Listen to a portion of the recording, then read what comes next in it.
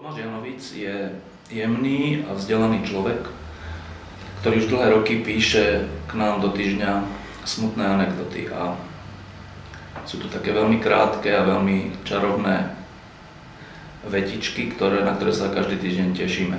A vždy, keď sem Tomáš príde do redakcie, tak zo sebou prinesie nielen tú svoju milosť a takú krehkosť, ale aj takú ľudskú kultivovanosť.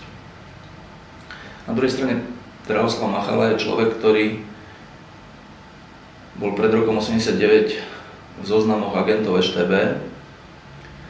Po roku 89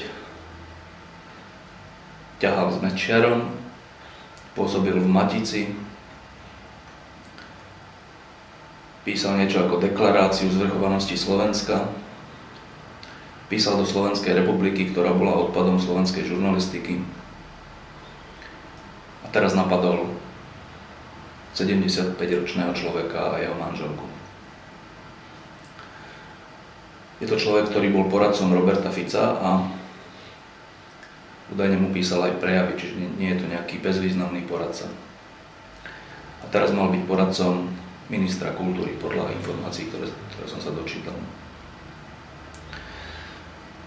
Na prvý pohľad je to šialený úlet jedného človeka voči inému človeku, ale ja si myslím, že to je niečo hlbšie a vážnejšie, to, čo sa stalo. Pretože to je... Takto sa prejavuje spor, dlhoročný spor o Slovensko.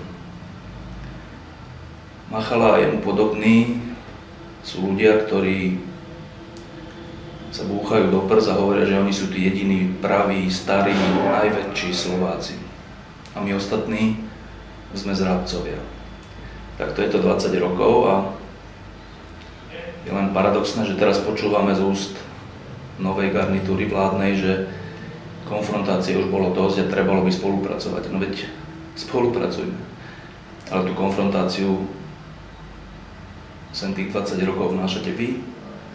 A to nie je konfrontácia ideí, ale až takáto fyzická konfrontácia.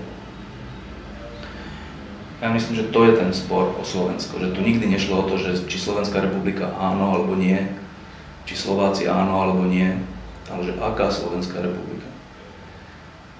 A v tom spore na jednej strane stáli takíto vulgárni ľudia, ktorí si tým niečo riešili a nešlo im v skutočnosti o Slovensko, a na druhej strane stáli Janovicovia, ktorým v skutočnosti išlo o Slovensko.